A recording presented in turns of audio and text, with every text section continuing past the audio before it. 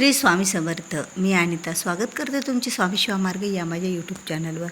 तर स्वामी भक्तांनो, बघता बघता दिवाळी जवळ आली आणि दिवाळीचं पर्व म्हटलं तर 5 ते 7 दिवसाचा आणि तब्बल यावर्षी दिवाळी ही 7 दिवसाची आलेली आहे. आणि प्रत्येक दिवसाला असे एक वेगळं महत्त्व असतं दिवाळीमध्ये. आणि प्रत्येक दिवसाची पूजा, प्रत्येक दिवसाची वस्तू खरेदी करणे आणि प्रत्येक दिवशी सेवा करणे आणि प्रत्येक दिवसाला काहीतरी वेगळं असं स्वरूप असतं आणि त्याचं महत्त्व असतं. आणि ही जी 7 दिवसाची दिवाळी यावेळेस आलेली आहे तर तिचा अगदीच एक आगळं वेगळं असं महत्त्व आहे. तर दिवाळीचं विशेष महत्त्वाचा दिवस बघा, सगळेच दिवस दिवाळीचे विशेष महत्त्वाचेच असतात, पण जो काही धनत्रयोदशी दिवस असतो ना, तो ते एक आरोग्यासाठी आणि एक धनासाठी म्हणजे दोन्हीसाठी हा दिवस आहे. जसं लक्ष्मीपूजन हा फक्त धन संपत्ती आपल्या घरात सुखशांतीसाठी, पण धनत्रयोदशी हा दिवस आरोग्यासाठी आणि धनसंपत्तीसाठी सुद्धा या दिवशीची पूजा धन्वंतरी देवाची केली जाते. कारण धन्वंतरी देवता ही आरोग्याची देवता आहे. म्हणजे देवतांचं आणि मानवांच्या सुद्धा आरोग्याचं रक्षण करण्यासाठी आणि औषधी निर्माण करण्याची देवता म्हणजे धन्वंतरी दिवसा. आणि धनत्रयोदशीच्या दिवशी या देवाची पूजा आणि सेवा ही देवतेची केली जाते.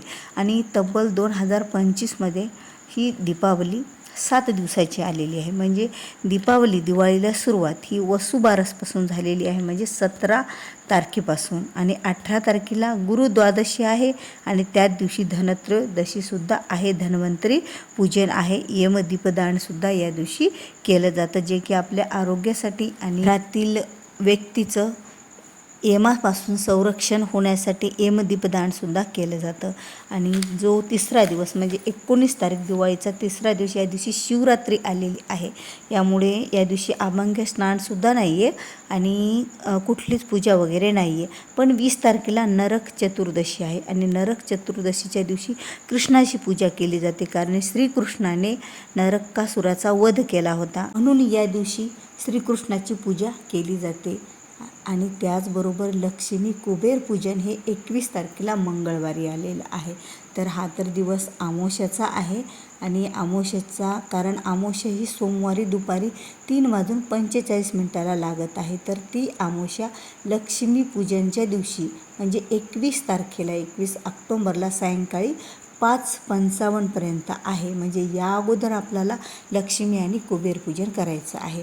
आता जो दिवाळीतला 6वा दिवस आहे तो म्हणजे बलिप्रतिपदा, दिवाळीचा पाडवा.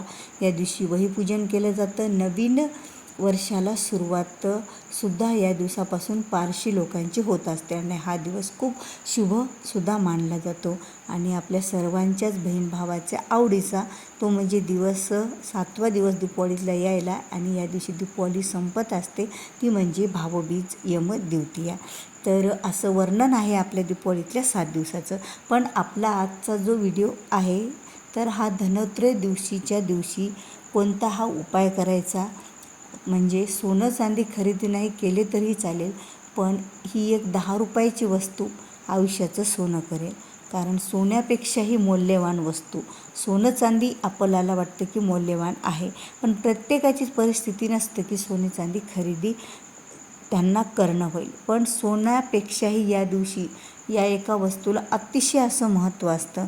आणि हीच वस्तू जर या दिवशी खरेदी केली तर आपल्या जीवनामध्ये सुख संपत्ती, धन संपत्ती, ऐश्वर्य, आरोग्य म्हणजे सगळं काही आपल्याला या दिवशी ही वस्तू खरेदी केल्याच्यानंतर मिळत असते. तसं तर या दिवशी बऱ्याच वस्तू जरी खरेदी केल्या तरीही आपल्यासाठी खूप चांगलं असतं. पण बाकींच्या वस्तूपेक्षा जर ही एक वस्तू लक्ष्मी मातेला अतिशय प्रिय आहे आणि या वस्तूमुळे लक्ष्मी माता आकर्षित होतात आणि त्याचबरोबर धन्वंतरी देवतेला सुद्धा ही वस्तू अतिशय प्रिय आहे. तर ती वस्तू आहे म्हणजे धने. बघा, धने हे धन्वंतरीच्या दिवशी पूजन केलं जातं. धन्यांचा गुळ आणि धण्याचा नैवेद्य हा धन्वंतरी देवतेला दाखवला जातो आणि आपल्या घरातील सर्वांनीच तो त्या दिवशी गूळ आणि धने खाल्ले जातात. का तर गूळ आणि धने जसं आरोग्याचं संरक्षण करतात या दिवशी खाल्ल्याच्यानंतर वर्षभरासाठी, पण याचबरोबर आपल्या घरामध्ये सुखसंपत्ती सुद्धा आणि सोन्यासारखे दिवससुद्धा येण्यासाठी मदत करतात. कारण जे धन्वंतरी देवता आणि धन्याचा खूप जवळचा संबंध आहे. आणि या धन्यामध्ये असे गुण आहेत की आता बघा, प्रत्येक वस्तूचा एक वेगळा गुणधर्म असतो. तर या धन्यामधला गुणधर्म असा आहे की यामुळे लक्ष्मी माता आणि धन्वंतरी देवताने या वस्तूला आकर्षित होतात. म्हणून तर या दिवशी ही जर वस्तू आपण खरेदी केली, बघा ती वस्तू कितीही खरेदी केली तरी चालेल.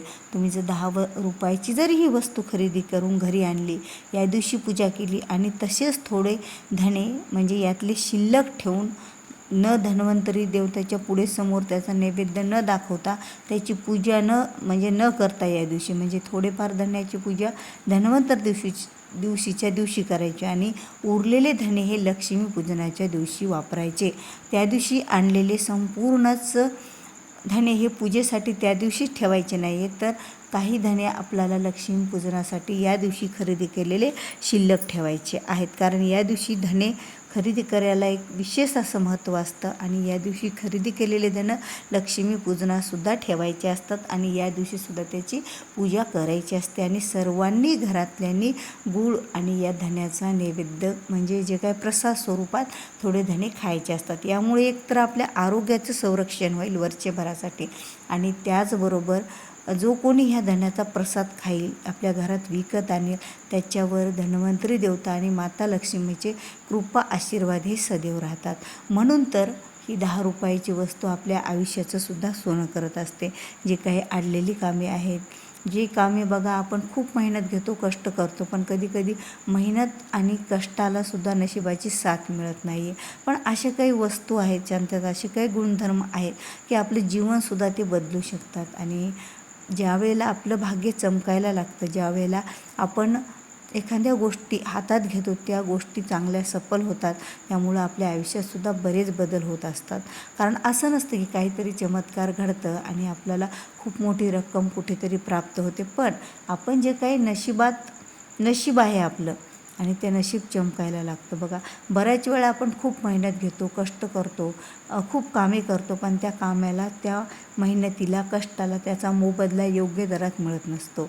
पण अशा काही वस्तू असतात, अशा काही गोष्टी असतात की यामुळे ह्या साध्या साध्या गोष्टी आपल्याला साध्य होतात आणि खूप आपल्या जीवनातल्या महत्त्वाच्या गोष्टीसुद्धा आपल्याला मिळायला लागतात, ज्याची आपण अपेक्षा केलेली आहे, ज्याची आपण स्वप्न बघितलेले आहेत आणि ते स्वप्न आपले पूर्ण होतात.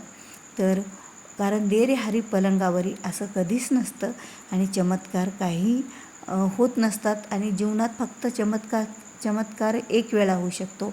पण जर माता लक्ष्मीचा आणि धन्वंतरी देवतेचा जर आशीर्वाद आपल्या पाठीशी असेल, तर आपण हातात घेतलेल्या प्रत्येक कामात हे यश निश्चितच मिळतं. म्हणून तर अवश्य सर्वांनी, सर्व सेवेकऱ्यांनी, जो कोणी हा व्हिडिओ ऐकत असेल त्यांनी, जरी आपल्या घरामध्ये भरपूर धने आपण आणून ठेवलेले आहेत, तरीही धनत्रयोदशीच्या दिवशी तुम्ही 10 रुपयाचे का होईना हे धने खरेदी करायचे आहेत. आणि या धन्याची खरेदी केलेल्या धन्याची पूजा धन्वंतरीच्या दिवशी आणि लक्ष्मीपूजनाच्या दिवशी करायची आहे. यामुळे आपल्या घरात निश्चितच सुख, समृद्धी आणि धनसंपत्ती, वैभव, ऐश्वर ह्या सर्व गोष्टी वाढायला लागतात.